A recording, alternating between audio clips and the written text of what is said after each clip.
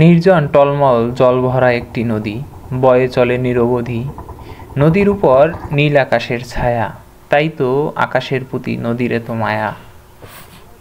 প্রকৃতির অনির্বাচিত শোভা মানুষকে বুঝতে শেখায় যে প্রকৃতিতে এমন কিছু জিনিস আছে যা অকৃত্রিম।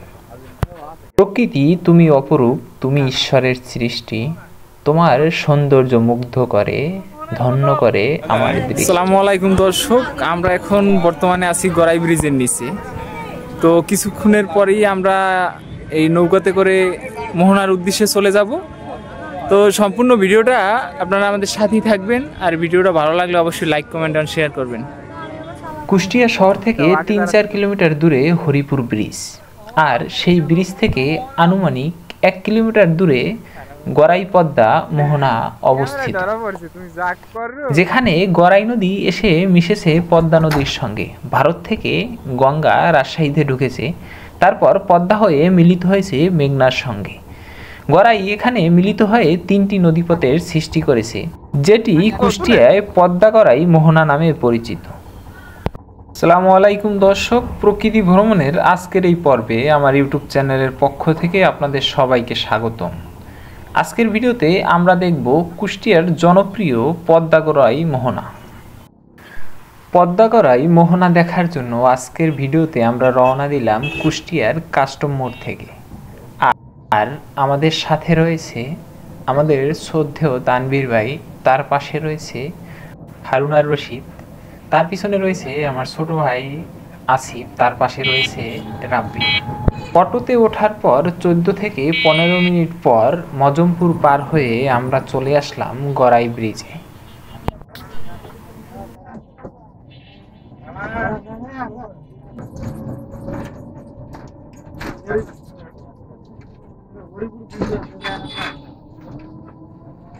অটোটি ব্রিজের পাশ দিয়ে সরাসরি চলে আসলো ব্রিজের নিচে। তার অটো থেকে নেমে একটু হাঁটার পরই আমরা চলে আসলাম পদ্মা নদীতে।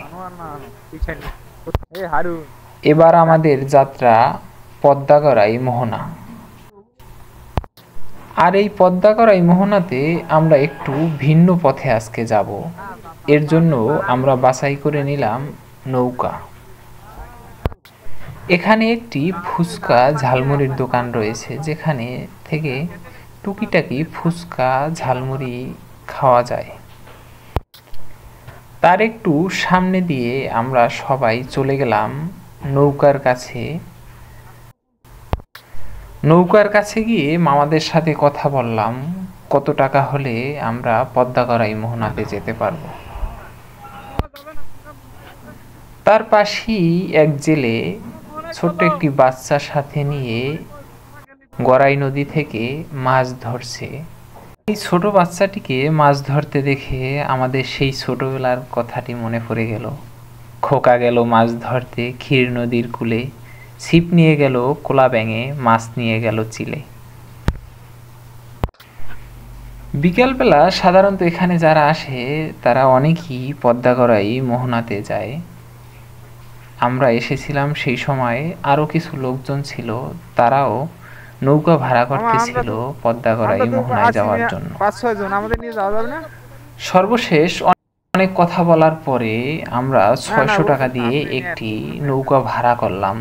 এবার নৌকায় ওঠার জন্য সবাই প্রস্তুতি নিলাম।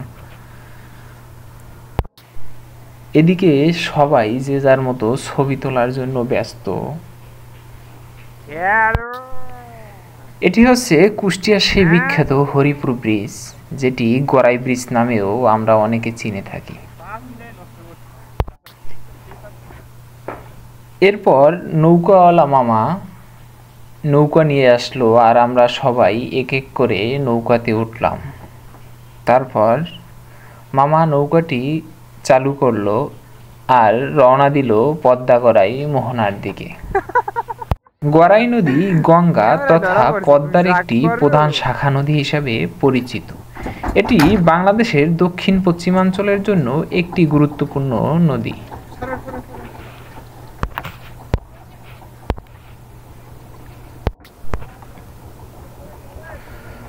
বর্তমানে বারখাদা এবং হাটস হরিপুর গ্রামের মধ্যভাগ দিয়ে বয়ে চলেছে পদ্মা গড়াই নদী।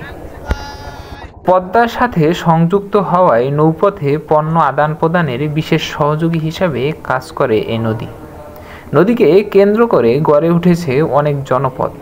নদীতে প্রচুর পরিমাণ মৎস্য রয়েছে, যা এই অঞ্চলের মানুষ আহরণ করে জীবিকা নির্বাহ করে।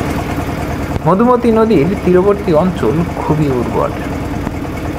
নৌকাতে করে ৩-৪ মিনিট যাওয়ার পরেই চোখে পড়ল রেনুইক বাঁধ, যেখানে প্রেমিক প্রেমিকা যুগল মনের শান্তিতে নিরিবিলি পরিবেশে ভালোবাসা বিনিময় করে। আর এই রেনুইক বাঁধ সম্পর্কে আমার চ্যানেলে একটি ভিডিও রয়েছে, যদি ভালো লাগে তবে সেই ভিডিওটা আপনারা দেখতে পারেন। রেনুইক বাঁধ কুষ্টিয়া শহরের অভ্যন্তরে অবস্থিত। এটি গড়াই নদীর কবল থেকে কুষ্টিয়া শহরকে রক্ষা করার জন্য নির্মিত একটি বাঁধ। আমাদের সাথে একটা কাপল আর 2টা মেয়েও মোহনাতে গেছিল। তারা যে যার মতো মজা করতেছিল। প্রায় 25 থেকে 30 মিনিট দুপাশে এরকম সুন্দর বাঁধ আর মাঝখান দিয়ে বয়ে যাওয়া এই পদ্মা গড়াই নদী অতিক্রম করতেছিলাম আমরা নৌকাতে করে। বেশ ভালোই লাগতেছিল আমাদের সবার, আর সবাই যে যার মতো ছবি তোলা নিয়ে অথবা নদী দেখা নিয়ে ব্যস্ত ছিলাম। আর এদিকে কাপড়রা ব্যস্ত ছিল তাদের ছবি তোলা নিয়ে আর ভিডিও করা নিয়ে। সেই সাথে আপু 2টা ব্যস্ত ছিল তাদের ছবি তোলা আর ভিডিও নিয়ে। এভাবে কিছুক্ষণ যেতে থাকলাম। তারপর এরকম সুন্দর মাঠ দুপাশে। আমরা যতই মোহনার দিকে এগোতেছিলাম, এদিকে বেলা ততই গড়িয়ে যাচ্ছিল।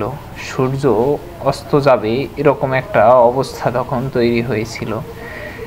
সূর্যের এই অস্ত যাওয়ার মুহূর্তে নদীর অবস্থা ছিল খুবই মনোরম। একটা কথা আছে, সূর্য যখন অস্ত যায় মন হয়ে ওঠে ভারাক্রান্ত, ভালোবাসার মানুষ যখন বিদায় নেয় ঠিক সেরকম। দেখতে দেখতে খুব অল্প সময়ের মধ্যে সূর্য অস্ত গেল। সূর্য অস্ত যাওয়ার পর পশ্চিম আকাশে হলুদ এবং লাল রঙে লাভা দেখতে পেলাম।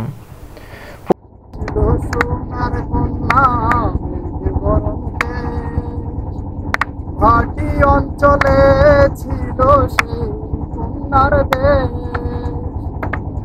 ছিল সোনার কন্যা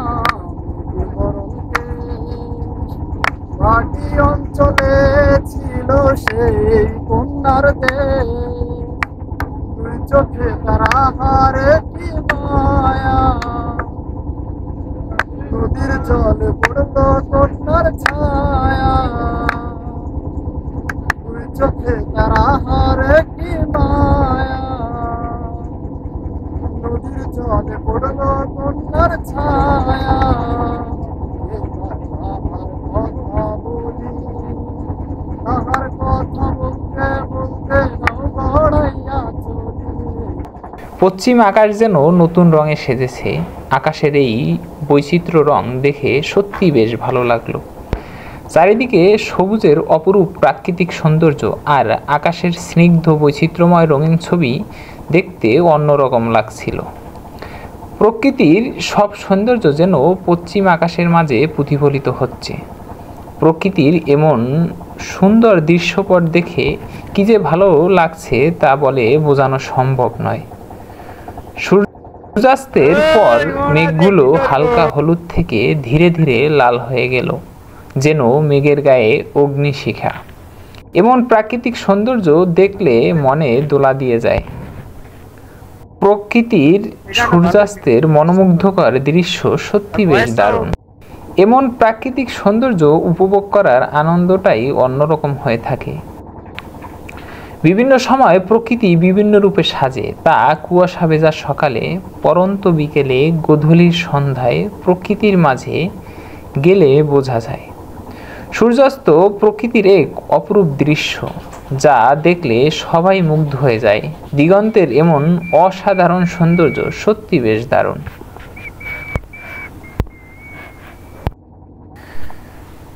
বাঁধের দুই পাশে রয়েছে বালি কাটার জন্য বেশ কিছু ড্রেজার মেশিন, আর সেই বালি টানার জন্য বেশ কয়েকটি বোট।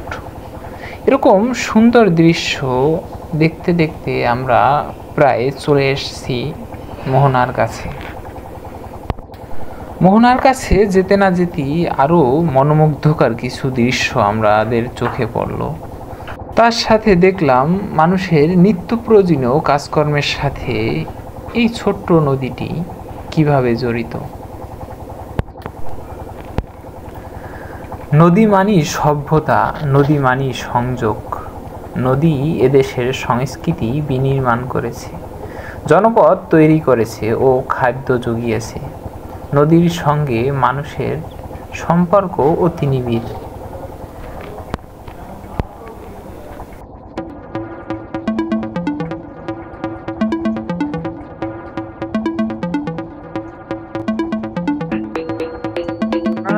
চলে যান তাহলে চলে যাবে, আপনারা চলে যাবেন। নদীর এরকম সুন্দর সৌন্দর্য উপভোগ করতে করতে সর্বশেষ আমরা চলে এসলাম পদ্মাগড়াই মোহনাতে।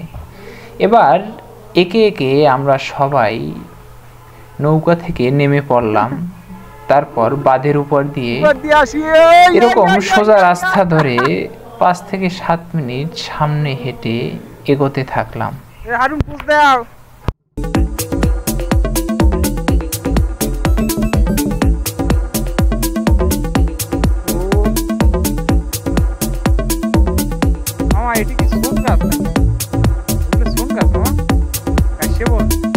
কি করবেন এগুলো দিয়ে?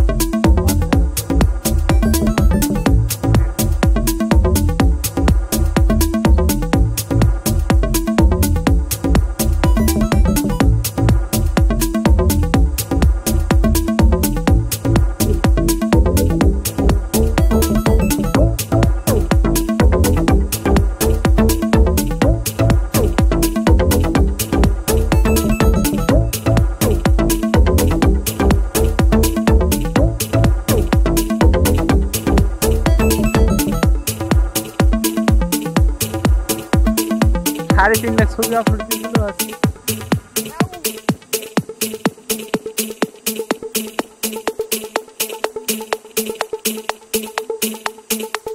না বুঝতাম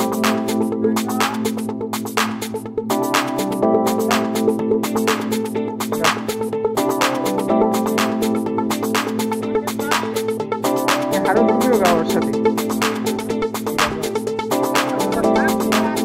এটা শুরু করো।